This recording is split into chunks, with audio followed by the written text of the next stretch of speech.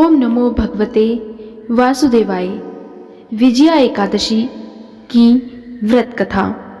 एक बार धर्मराज युधिष्ठिर ने भगवान श्री कृष्ण से कहा, हे जनार्दन, आपने माघ मास के शुक्ल पक्ष की जया एकादशी का अत्यंत सुंदर वर्णन करते हुए सुनाया। अब आप फाल्गुन मास के कृष्ण पक्ष की एकादशी का क्या नाम है तथा उसकी विधि क्या है, कृपा करके आप मुझे बताइए। श्री भगवान बोले, हे राजन, फाल्गुन मास के कृष्ण पक्ष की एकादशी का नाम विजया एकादशी है। इसके व्रत के प्रभाव से मनुष्य को विजय प्राप्त होती है। यह सब व्रतों में उत्तम व्रत है। इस विजया एकादशी के महात्म्य के श्रवण व पठन से समस्त पाप नाश को प्राप्त हो जाते हैं। भयंकर शत्रुओं से जब आप घिरे हो और पराजय आपके सामने खड़ी हो, उस विकट स्थिति में विजया नामक एकादशी आपको विजय दिलाने की क्षमता रखती है।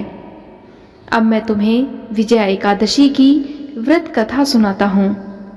एक समय देवर्षि नारद जी ने जगत पिता ब्रह्मा जी से कहा, महाराज, आप मुझसे फाल्गुन मास के कृष्ण पक्ष की एकादशी का विधान कहिए। ब्रह्मा जी कहने लगे कि हे नारद, विजया एकादशी का व्रत पुराने तथा नए पापों को नाश करने वाला है। इस विजया एकादशी की विधि मैंने आज तक किसी से भी नहीं कही। यह समस्त मनुष्यों को विजय प्रदान करने वाली है।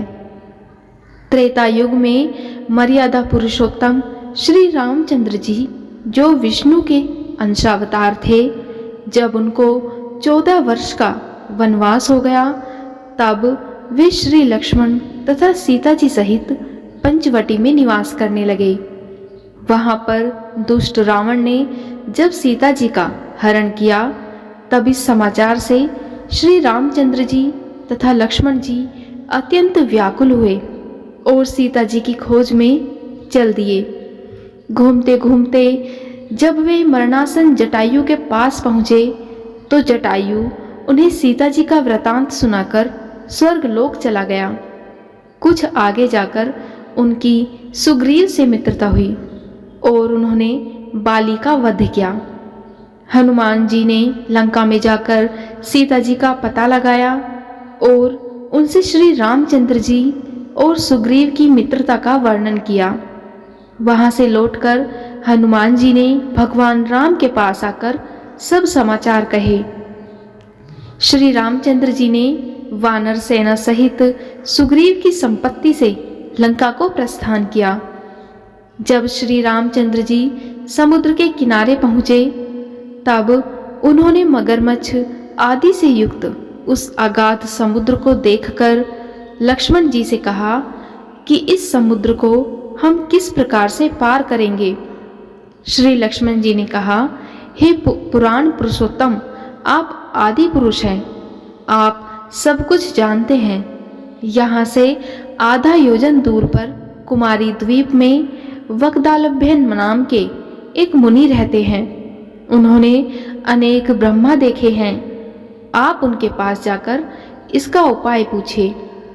लक्ष्मण जी के इस प्रकार के वचन सुनकर श्री रामचंद्र जी वक्दालभ्य ऋषि के पास गए और उनको प्रणाम करके बैठ गए। मुनि ने भी उनको मनुष्य रूप धारण किए हुए पुराण पुरुषोत्तम समझकर उनसे पूछा कि हे राम, आपका आना कैसे हुआ। रामचंद्र जी कहने लगे, हे ऋषि, मैं अपनी सेना सहित यहाँ आया हूँ और राक्षसों को जीतने के लिए लंका जा रहा हूँ। आप कृपा करके समुद्र पार करने का कोई उपाय बतलाइए। मैं इसी कारण आपके पास आया हूँ। वक्तालभ्य ऋषि बोले कि हे राम, फाल्गुन मास के कृष्ण पक्ष की एकादशी का उत्तम व्रत करने से निश्चय ही आपकी विजय होगी।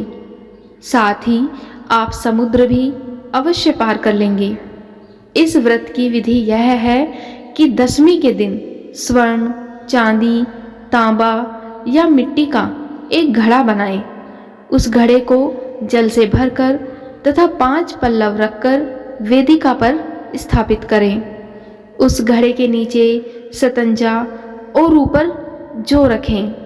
उस पर श्री नारायण भगवान की स्वर्ण की मूर्ति स्थापित करें।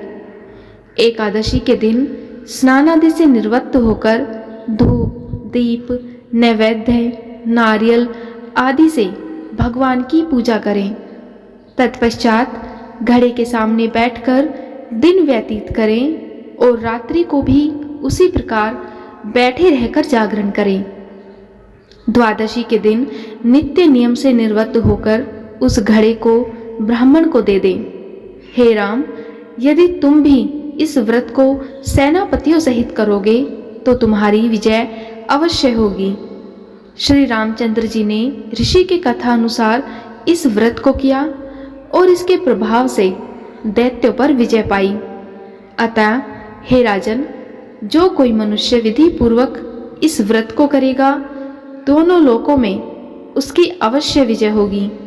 जो ब्रह्मा जी ने नारद जी से कहा था कि हे पुत्र, जो कोई इस व्रत के महात्म्य को पढ़ता या सुनता है, उसको वाजपेयी यज्ञ का फल प्राप्त होता है। बोलो विष्णु भगवान की जय। अब सुनते हैं विष्णु चालीसा। विष्णु सुनिए विनय, सेवक की चितलाए, करित कुछ वर्णन करूं, दीजे ज्ञान बताए। नमो विष्णु भगवान खरारी, कष्ट नशावन अखिल बिहारी। प्रबल जगत में शक्ति तुम्हारी, त्रिभुवन फैल रही उजियारी। सुंदर रूप मनोहर सूरत, सरल स्वभाव मोहिनी मूरत। तन पर पीतांबर अति सोहत, वैजयंती माला मन मोहत। शंख चक्र कर गदा बिराजे, देखत दैत्य असुर दल भाजे।